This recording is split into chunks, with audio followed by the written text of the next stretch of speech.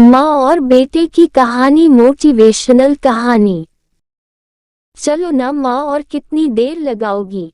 बस बस आ गई। यह क्या माँ, यह सब क्या है? मैंने बोला था ना वहाँ सब कुछ मिलेगा, फिर भी तुम नहीं मानी।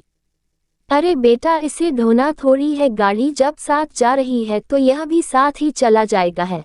तुम भी न माँ, तुमसे कुछ भी कहने का कोई फायदा नहीं है। माँ के हाथों से खाने का टिफिन अपने हाथ में लेते समय माँ के हाथों का स्पर्श प्रमोद को कुछ ठीक नहीं लगता है। वह माँ से कहता है, अरे माँ, जाकर हाथ धो लो, तुम्हारे हाथों में शायद कुछ लगा है। माँ ने कहा, नहीं नहीं बेटा, यह तो ऐसे ही है। थोड़ी ही देर में वे शिमला की सैर में निकल पड़ते हैं। आज बहुत दिनों बाद प्रमोद को ऑफिस से 3 दिन की छुट्टी मिली है, जिसका लुत्फ उठाने वह अपने 2 छोटे भाई बहन और मां के साथ शिमला जा रहा है। यह उनका पहला मौका है जो वह अपने शहर से इतने दूर आए हैं। शिमला की वादियां वाकई बहुत खूबसूरत है। उन्हें यहाँ बहुत अच्छा महसूस हो रहा है। चारों तरफ बर्फ गिरी है। शिमला की बात ही कुछ और है। चारों तरफ सफेद चादर ओढ़े प्रकृति के सुंदर स्वरूप मन को मोहने के लिए काफी है। प्रमोद अपने 2 भाई बहन और अपने माँ के साथ वहाँ बहुत एंजॉय करता है। काफी देर घूमने फिरने के बाद वे होटल चले जाते हैं, जहाँ प्रमोद खाने का ऑर्डर करता है, मगर माँ उसे मना करते हुए खाने का टिफिन निकालती है।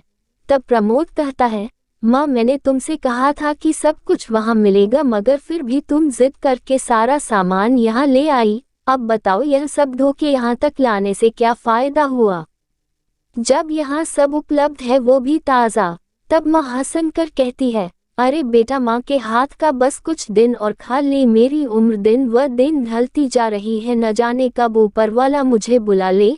जब तेरी मैडम आएगी तब उसके साथ मन करे तो घर का खाना खाना और मन करे तो होटल का खाना खाना। प्रमोद बोला, माँ, हम यह छुट्टियाँ एंजॉय करने आए हैं और तुम यहाँ यह सब बेकार की बातें लेकर बैठ गई।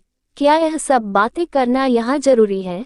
माँ बोली, अरे नहीं नहीं, बस यूं ही मुंह से निकल गया। प्रमोद को मिले छुट्टियों के दिन बहुत जल्दी खत्म हो जाते हैं और अब समय है वापस लौटने का। प्रमोद अपने भाई बहन को वापस के लिए जगा रहा था।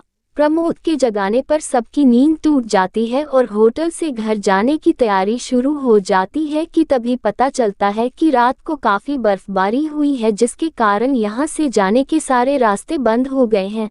अब तो बर्फ छटने के बाद ही यहाँ से जाना संभव हो सकेगा। इस खबर को सुनकर प्रमोद झल्ला जाता है, क्योंकि उसे तो बस 3 दिन की छुट्टियां मिली थी। अगर उसने एक दिन भी ऑफिस पहुंचने में देरी की तो उसके पैसे कटने शुरू हो जाएंगे।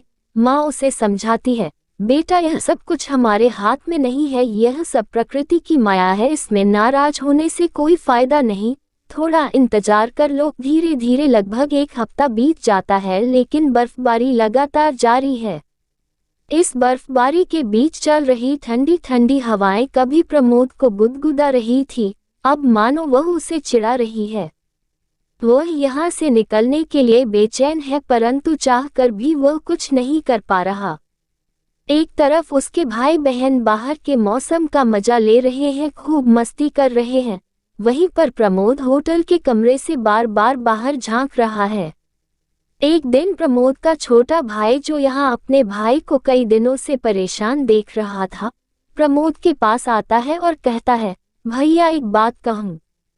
चिड़चिड़ा हो चुका प्रमोद थोड़ा नाखुश अंदाज में कहता है, भाई, वैसे तुम्हारा परेशान होना जायज है, क्योंकि तुम्हारी छुट्टियां कब की खत्म हो चुकी है और हम यहीं फंसे हैं।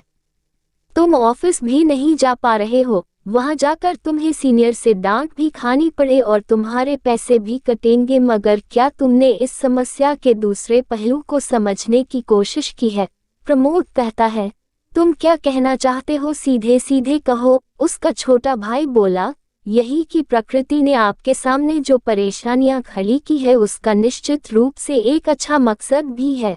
भाई की बातें सुनकर प्रमोद थोड़ा गुस्सा हो जाता है और कहता है, अगर तुम्हें बकवास ही करनी है तो तुम यहाँ से जा सकते हो। छोटा भाई बोलता है, नहीं नहीं भैया, ऐसी बात नहीं है। प्रमोद बोला, तो कैसी बात है? छोटा भाई बोला, क्या तुमने कभी माँ के हाथों को देखा है, उन्हें स्पर्श किया है? रात दिन हमारे लिए काम करती है, काम करते करते उसके हाथ कठोर हो गए हैं। उसे कभी एक पल की फुर्सत नहीं मिली, परंतु यहाँ होटल में लगभग 10 दिनों से रहते हुए उसे एक प्लेट भी धोना नहीं पड़ा। सब कुछ होटल में ही मिल जाया करता था। उसे यहाँ खाना बनाने की, बर्तन मांजने की जरूरत ही नहीं, यहाँ सब कुछ होटल में ही उपलब्ध है। इन 10 दिनों में माँ के हाथों को बहुत आराम मिला है। अब वह पहले की तरह सख्त नहीं है बल्कि मुलायम हो गए हैं। तुम्हारी यह एक्स्ट्रा छुट्टियाँ चाहे तुम्हारे लिए परेशानियाँ लेकर आई हो, लेकिन जाने अनजाने में तुमने माँ को जो सुख दिया है वह माँ के हाथों को स्पर्श करके तुम खुद जान सकते हो। अपने छोटे भाई से यह सारी बातें सुनकर प्रमोद एक स्टैचू बन चुका था। वाकई उसके भाई ने शायद उसकी मन की गहराई को छू लिया था। माँ से बड़ा दुनिया में कोई नहीं, क्योंकि वह अपना सब कुछ लुटाकर भी स्वयं के लिए कुछ भी नहीं चाहती, न धन, न दौलत, न तारीफ और न ही उपासना। माँ को पृथ्वी पर लाने वाला ईश्वर ही है, परंतु वह स्वयं भी माँ से श्रेष्ठ नहीं हो सकता। उम्मीद है आपको माँ बेटे की कहानी जरूर अच्छी लगी होगी। अगर अच्छी लगे तो कमेंट करके जरूर बताएं और अपने दोस्तों के साथ भी जरूर शेयर करें। इस वीडियो में आपको कुछ भी अच्छा लगा हो और कुछ सीखने को मिला हो तो प्लीज चैनल को सब्सक्राइब और वीडियो को लाइक, कमेंट, शेयर करना मत भूलना। हम आपके लिए अच्छे कंटेंट लाते रहेंगे।